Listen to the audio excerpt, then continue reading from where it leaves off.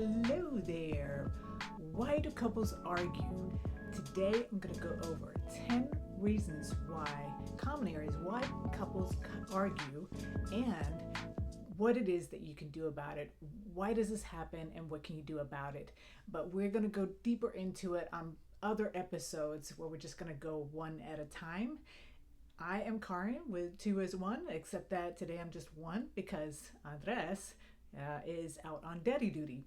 So he will be with us when we go a little deeper into each area of why do couples argue, because that is something. It happens for everybody. We're different people coming in together and doing life together, right? So the more that we can learn why, then we can do something about it, right? And one of the things is communication. So misinterpreting words or actions is one, or one or both parties are not using active listening. I always say that listening is the biggest gift that you have, and it's not taught, and most people are not very good at listening. We tend to hear a few trigger words, and then off our mind goes on our own stories, our own past, experiences, or experiences with this particular person that we're with, that we're in a relationship with, our spouse, partner, whatever, or previous people we've been in relationship with, or childhood stuff, or you name it. We get triggered by all kinds of things all of the time. And then making assumptions without clarifying happens a lot as well, which is also another part of not really truly listening. What can you do about it?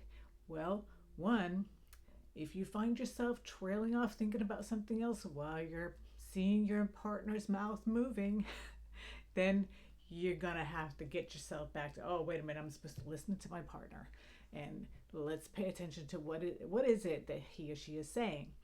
And what else you can do in that situation is let your partner know what it was that you just heard them say. It's like, oh, so you're saying that this weekend you have something going on with your son? Oh, okay. And if I miss something, then it can be corrected right there. It's like, no, no, no. Yeah, it is this weekend, but it's a work thing. Let's just say, for an example, right? So, so that is something that is super important. And we will go deeper into that. But just those couple of tips right there can eliminate a lot of arguing. Let me tell you what, you will thank me when you start putting that into place. Oh, thank you so Money, much. money, money, money, money. Yeah, that is something that causes a lot of arguments because we some people are spenders, some people are savers, some people um, think have different ideas of what are needs versus wants. I need a massage every week, right? For other people, it's like, not necessarily. That's something we do once a year or ever, right? And so these are different ideas of what needs and wants are, and that's something that is important to discuss with your partner. And also, of course, the obvious one, if one person makes more money than the other, might feel as though, oh, well, I make all this money so I can make the decisions. Or that, I work really hard so I can spend more money on myself. Another thing is, do you have your account separate or do you have a joint account? And how do you manage that?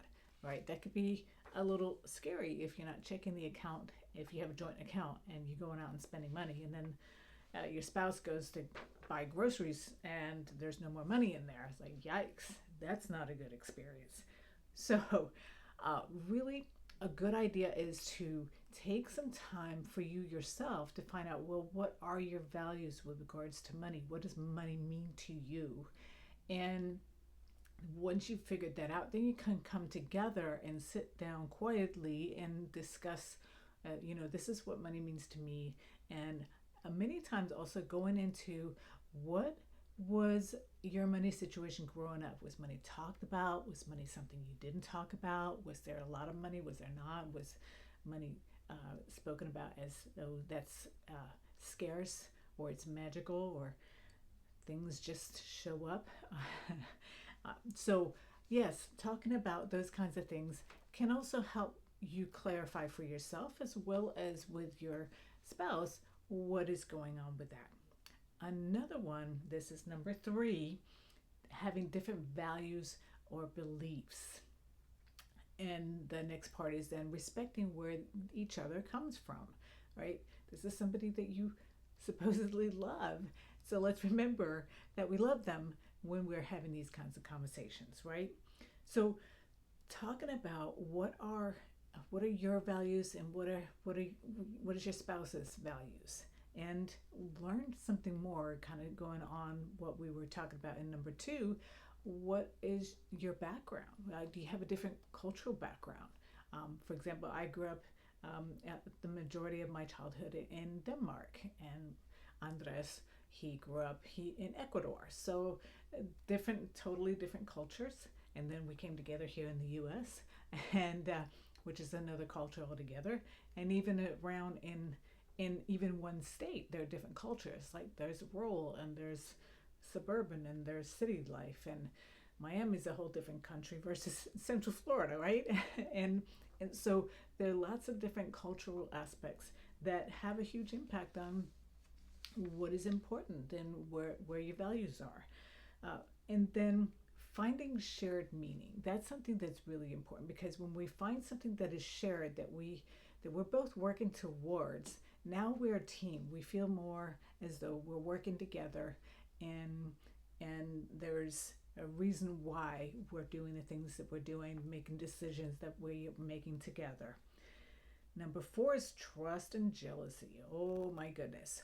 Old wounds can still be hanging out there, loose, ready to be triggered at any moment, especially with something like cell phones, because a lot of problems come from cell phones, right? Connecting with people, maybe old flames, reigniting old flames, texting with people, feeling ignored in your relationship, and then finding somebody suddenly who's paying you some attention online. God knows what all kinds of websites there are. I just learned about one the other week that's been around for a long time, for married couples who were looking to have affairs. Like, hello, wow, that's kind of off the wall. Anyway, not very ethical, and certainly causing a lot of pain for the people who are being cheated on. But that's neither here nor there. So one thing that is important is to really listen to some of the fears that your spouse has, and and where's that coming from. And it's good for you to explore that, both for yourself and for your spouse. So you, again, it's expanding your knowledge about the other person as well as for yourself, so that you can know how to interact better with your spouse, and for you yourself to know what is some healing you still need to do. Another reason could be that you're just not feeling secure in the relationship, in your marriage. Maybe you're not feeling appreciated. Maybe you're not feeling as though your spouse desires you anymore. Maybe it could be for a lot of different reasons. And not feeling emotionally safe to have an open and transparent conversation, which are some things that is something that takes some time to build that trust. We have to make ourselves, I have to make myself a safe place for my spouse to come in and talk to me and feel as though I'm not going to scoff at him or laugh at him or make fun of him or make him feel ridiculous. If that's how you are approaching your spouse, then guess what?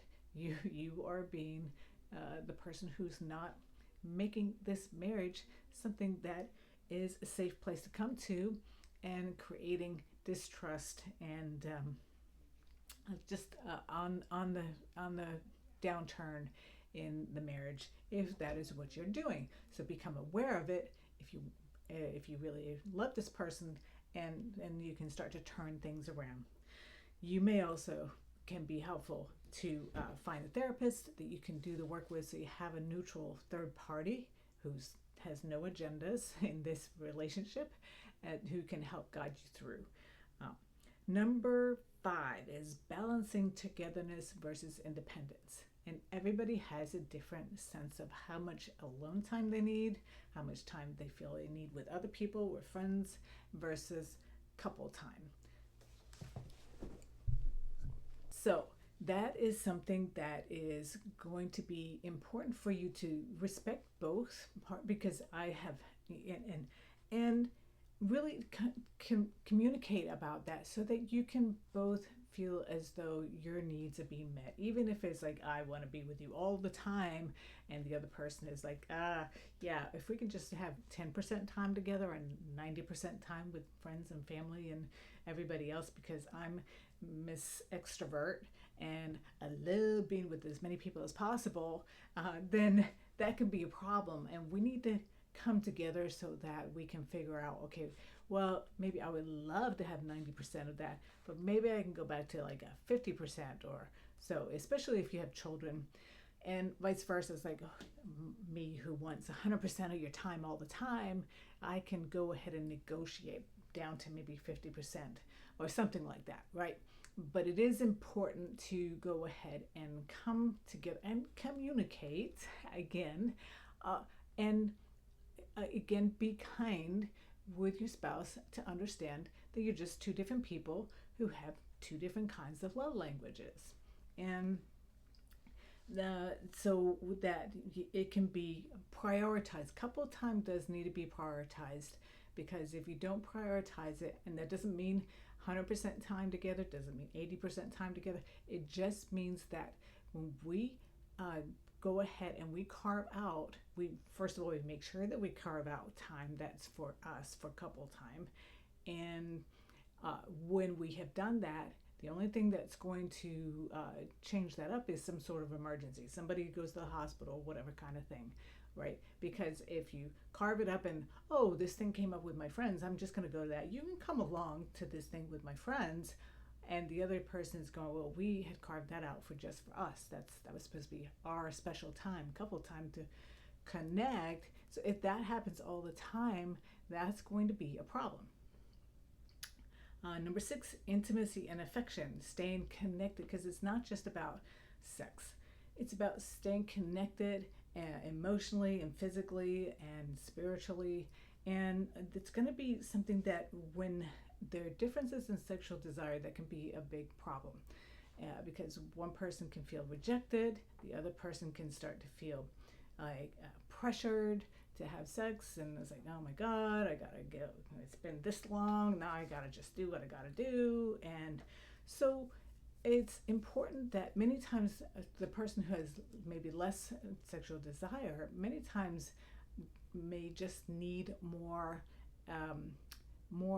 loving care and intimacy, affection outside of sex, so that they don't feel as though every time that there's a touch or a kiss or a look, that means that it has to lead to sex. That's going to do the opposite for you than what you're looking to have happen. So it's important to really share each other's needs, again, communicate, and without using blame, because the minute you start using blame, it's like, see, you're always trying to get me to have sex and you're just using me and being manipulative. That's not going to lead anywhere positive. And vice versa. See, you're just the ice queen, you're frigid, and that is just going to make things go the opposite way than what you are probably looking for, right? And take some time for just affection without sex. Maybe you're snuggling, watching a movie, or maybe you're snuggling or reading a book, or playing some games and board games or whatever kind of thing, hanging out by a fire pit or something like that, and develop some rituals around affection and cuddling. Also, usually some easy times to start is when you first thing in the morning, when you leave for work and come back. having some special rituals around that, making sure that you always give a kiss and a hug before you leave and first thing when you come home. Another simple one is when your spouse comes home, get up, go meet them at the door or wherever it is that you get to catch them, and greet them with a hug and a smile and a kiss. And for heaven's sakes, do not flood them with all your stresses for that day. No, that first meeting is going to be, wow, I'm so glad you're home. Welcome home. Here's a big kiss, and we here from here on. Now let's let the stress just, yeah, we're gonna leave it. We're gonna say it melts away, right? And then you can come from there, because now you are creating a beautiful space of, when you get home, there is a person who's greeting you. It's kind of like if you want to use the analogy of your dog, right? Every time you come home, your dog is so happy that you are there, right? And why is it people love dogs so much? Well, because they're loved unconditionally. So why not provide that for your partner? I'm not saying be like a dog. I'm just saying be the loving person, right? Both of you. Sharing the load at home. Oh my gosh. Here's the thing. It's important to go ahead and agree on what it is that who does what and when and why and where. Because even if one person's like, well, I'm ready and willing to do whatever needs to be done, but you don't see what needs to be done and you're waiting for your spouse to tell you what to do, that means that your spouse is still carrying the mental load of keeping track of it all, what needs to be done, this, that, and the other. And it may be that you write a chore list, just like we do for our kids, right? So if that's what's needed, then for heaven's sakes, just do it, because it can be a lot of work, especially if you have kids and have to track their school and their homework and their activities and the summer schedule and all the things. So paying bills, a lot of these things, making meals, all these things come together and figure out what is going to work. Who is better at one thing or another? Who has a little bit more time? Who's more organized? Who is better at cleaning? Who's more detail oriented? What needs to be done in each of those? And take a look and see what feels and looks fair to both of you. Now, parenting, oh boy, yeah, because that it can be two very different things. So talking about screen time, that for me is a big no, as little as possible. But hey, you are raising your kids, so it's got to be what you want to do. Views on discipline and expectations of educational performance and so on and so forth. Your role as a parent, are you friend or mentor or authoritarian? You also, of course, have to look at what personality is your child, because even if you have multiple children, they're not all the same personality. They may need a different tactic. So, and definitely look up videos and books about parenting, because it's a mystery. And there are people who have been very good at finding out ways to raise children in a healthy way. When lifestyle differences clash, this is number 9. Lifestyle clashes. Maybe you're a health nut and the other person's like, not so much. I just like to lay around and go to the beach and read books, and I don't really want to work out or I just want to eat junk and sit in front of the TV. And the other person is like, no, we got to work on prevention. We have to eat healthy and have a particular kind of diet. So again, it's important to figure out, okay, well, how do we do this? And also good to know before you get into a relationship is, do you want somebody who is very different from you with regards to lifestyle and all of these things? And then also finding out, like number 10 is future plans and big decisions. Like, what are some things that you would like to accomplish in your life? What are some things that you want to do in your life? Do you want to leave a legacy? Are you a planner? Do you want to travel? Where do you want to go? When are you ready for children? Or do you want children? What about your career? Do you want to go back to school potentially at some point? Are you open to do that for your spouse? Because usually going back to school means less money, oftentimes less time if you have for a couple of time, and if you have children, all these things, and these all need to be discussed. So moving forward together is something that is entirely possible. And the main thing is, when we have the awareness that these are some of the things that couples generally tend to argue about, then we can go ahead and get ahead of them. Or if you're already there, then now here's some ways to go ahead and figure out how to reduce the arguing.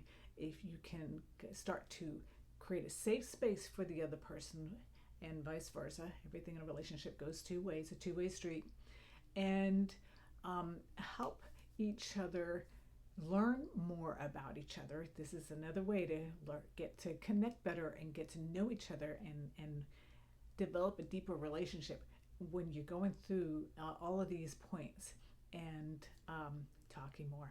So let me know, what are some of the things that you have done in your relationship, past, present, or future, and what are some things that have caused problems in your relationship? What are some things that have helped in your relationship?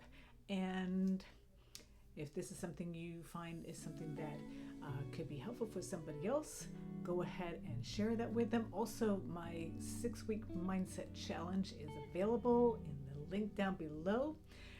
Like, share, subscribe, all the things. We love you so much. Go out and shine your beautiful inner light, and we will see you next time.